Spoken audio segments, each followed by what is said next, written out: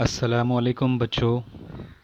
मौलाना आज़ाद high school Mumbai की 5वीं जमात के लिए मराठी मज़मून के इस ऑनलाइन सेशन में आप सबका फिर से इस्तकबाल है। उम्मीद है आप खैरियत से होंगे। आज के इस सेशन में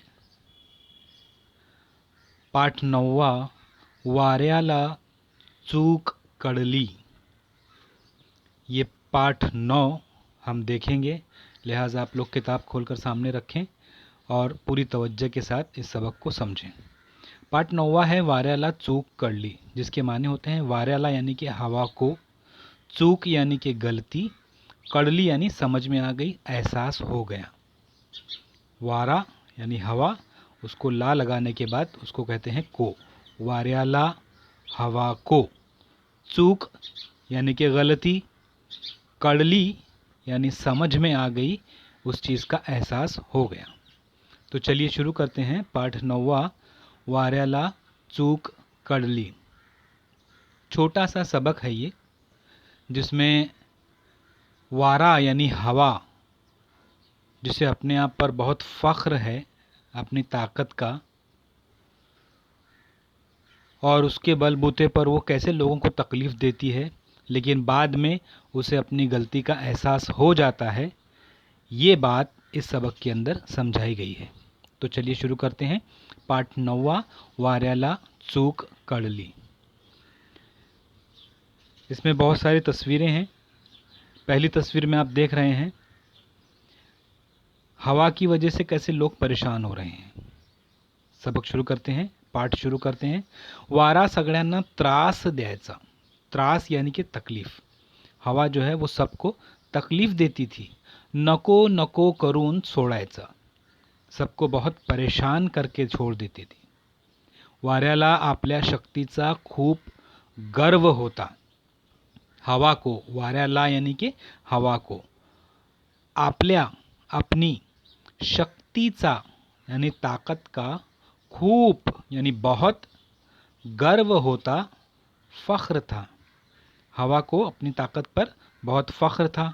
दूसरी तस्वीर में हम देखते हैं एके दिवशी वारा खूप जोरात सुटला।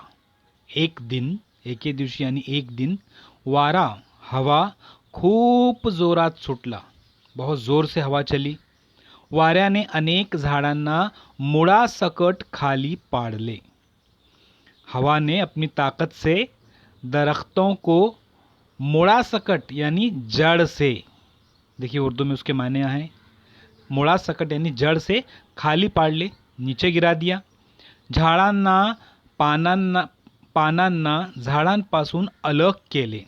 झाडांच्या पानांना झाडांपासून अलग केले, त्यांना दूरवर उडवत नेले। मातीला उडवले, झाडावरील पक्ष्यांची घरटी मोडली।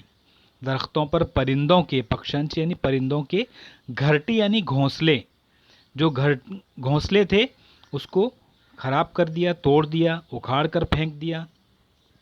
तो हवा बहुत ज़ोर से चली, उसने दरख्तों को उखाड़ कर फेंक दिया और घोंसलों को।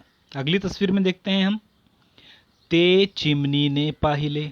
चिमनी कहते हैं चिड़िया को। छोटी सी चिड़िया देखिए यहाँ पर तस्वीर में देख रहे हैं आप, यहाँ भी आप देख रहे हैं। वो चिड़िया कहती है, क्या कहती है? ते चिमनी ने पाहिले, चिड़िया ने देखा, आणि ती त्याला म्हणाली, और वो उस हवा से कहने लगी। किस हवा से? जो बहुत ज़ोर से चल रही थी, अपनी ताकत पर बहुत फ़ख्र था उसे। अरे वाऱ्या, अरे हवा, तू असे का करतोस? तू ऐसा क्यों करता है? सगळ्यांना त्रास होईल।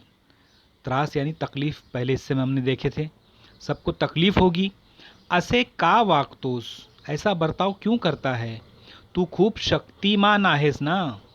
तो अगर तू बहुत ताकतवर है, तर पर्वताला खाली पाडून दाखव। पर्वत कहते हैं पहाड़ को। अगर तू बहुत ताकतवर है तो पहाड़ को नीचे गिरा कर दिखा। तू परिंदों को, दरख्तों को नीचे गिरा रहा है, पहाड़ को नीचे गिरा कर दिखा। अगले हिस्से में देखते हैं, तो पर्वताच्या चारही बाजूंनी जोर जोरात वाहू लागला। अब हवा जो है वो पहाड़ के चारों तरफ जोर जोर से चलने लगी ताकि उसको गिरा सके। गर्विष्ठ वाऱ्याने पर्वताला खाली पाडण्याचा प्रयत्न केला. यानी मगरूर, गर्विष्ठ यानी कि मगरूर हवा ने पहाड़ को नीचे गिराने का प्रयत्न यानी कि कोशिश की, पण पर्वतावरील एकही दगड तो हलवू शकला नाही. लेकिन पहाड़ का एक भी पत्थर वो हिला नहीं सका. शेवटी वारा थकला व थांबला. शेवटी यानी आखिरकार वारा थकला, हवा थक गई और रुक गई. पर्वताला म्हणाला, पर्वत को कहने लगा, मित्रा तू खूप बलवान आहेस. और हवा पहाड़ से कहने लगी, तू बहुत बलवान है, ताकतवर है. मला माझी चूक समजली, अब मुझे मेरी गलती का एहसास हो गया. यापुढे मी कोणालाही असा त्रास देणार नाही. अब इसके बाद मैं इस तरह से किसी को भी तकलीफ नहीं दूंगी. इस तरह से हवा जो अपने आप पर बहुत जिसे फ़ख्र था अपनी ताकत पर, वो पहाड़ के सामने कमज़ोर हो गई और वो पहाड़ को नहीं गिरा सकी और उसके सामने झुक गई. बच्चों, ये था सबक. अभी हम देखते हैं स्वाध्याय यानी मश्क का हिस्सा, प्रश्न उत्तर. खालील प्रश्नांची उत्तरे लिहा. जो कुछ वीडियो में दिखाया गया है उसी पर बेस्ड आपको जवाबात देने हैं, उत्तर लिखना है.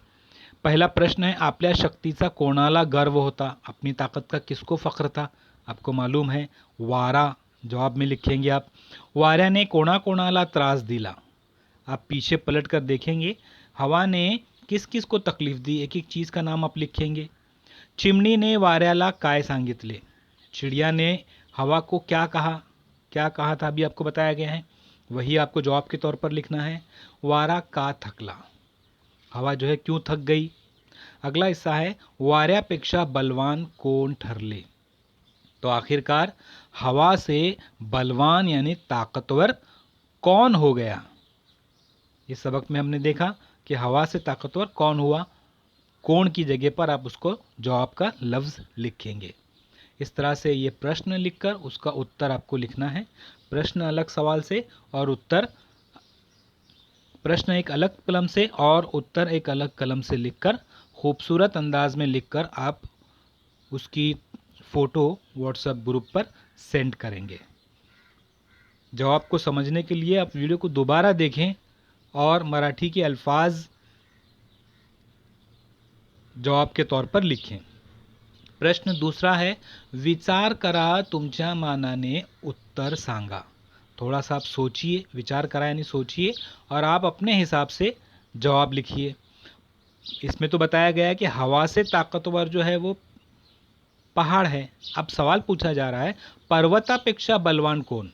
अब आपको कहना है, अंदाज़ा लगाना है कि पहाड़ से भी बलवान कौन है, पहाड़ से भी ताकतवर कौन है. जवाब के तौर पर आप खुद लिखेंगे.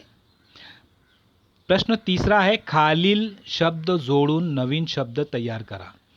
उदाहरण यानी कि मिसाल, एक मिसाल दी हुई है, बल, बलवान, यानी वान यहाँ पर जोड़ करके जवाब लिखा गया, बल, बलवान. ऐसे ही आपको ये सारे अल्फाज जोड़ करके नया लफ्ज़ इस तरह से तैयार करके एक के नीचे एक लिखेंगे. जैसे ताकत, ताकत को जोड़ करके वान, ताकतवान, इस तरह से जवाब बनाया गया. आपको धन, उसको वान जोड़ना है. गुण, उसको वान जोड़ना है. रूप, वान जोड़ना है. ये वान जोड़ने के बाद एक सही लफ्ज़ तैयार होता है. तो बच्चों, ये था पाठ 9वां, वाऱ्याला चूक कळली. उम्मीद है आपको पाठ समझ में आ गया होगा. आप इसको लिखने की मशक करें, शब्दार्थ, प्रश्न उत्तर और अगला हिस्सा उसको कॉपी में लिखकर मुकम्मल करें. उम्मीद है आपको ये मराठी का सबक समझ में आ गया होगा. मराठी को आप बार बार लिखने की मशक करें. शुक्रिया. अल्लाह हाफिज़.